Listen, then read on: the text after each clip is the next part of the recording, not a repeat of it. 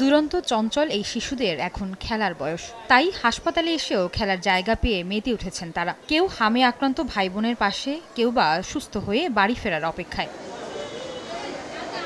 গেল 2 মাসে হাম ও উপসর্গ নিয়ে প্রাণ গেছে প্রায় 550 শিশুর। কারো বয়স হয়নি টিকা দেবার, কেউ বা জানতেন না দিতে হবে টিকা। অনেক সময় শৈশবে মায়ের টিকা দেয়া না থাকলে ঝুঁকি বাড়ে শিশুদের আক্রান্ত হবার। টিকা দেওয়ালো কিনা এটা আমি আসলে জানতাম না, এই জন্য আমি নিতে পারি নাই টিকা। হামের কারণে চোখ বন্ধ ছিল, 7 দিন খাওয়া দাওয়া ছিল না, বাথরুম ছিল, জ্বর প্রচুর পরিমাণে 104-5 থাকতো। আমি তো জানতাম না যে হামের টিকা দেওয়া লাগতো।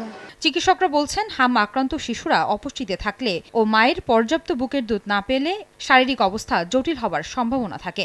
মা যদি নিজেই অপুষ্ট থাকে, তার মানে তার বডিতে টিকা নেওয়া ছিল, বাট সেই হামের টিকাটি তার শরীরে ইমিউনিটি তৈরি করতে পারেনি, তাহলে কিন্তু সে নিজের শরীরে যেখানে ইমিউনিটি নেই সেখানে বাচ্চার শরীরে কীভাবে পাস করবে। বাচ্চারা যদি থাকে অপুষ্ট, বাচ্চারা যদি থাকে ভিটামিন এ ডেফিসিয়েন্ট, বাচ্চারা যদি থাকে কৃমিতে আক্রান্ত, তাহলে যেটা হবে বাচ্চার নিজের রোগ প্রতিরোধ ক্ষমতাটাই দুর্বল থাকবে, ফলে সে নিজের রোগ প্রতিরোধ ক্ষমতা তৈরি করার সুযোগই পাবে না। হাম থেকে বাঁচতে টিকার বিকল্প নেই বলে জানান চিকিৎসকরা। আয়েশা সিদ্দিক, সামিয়া, সময় সংবাদ, ঢাকা।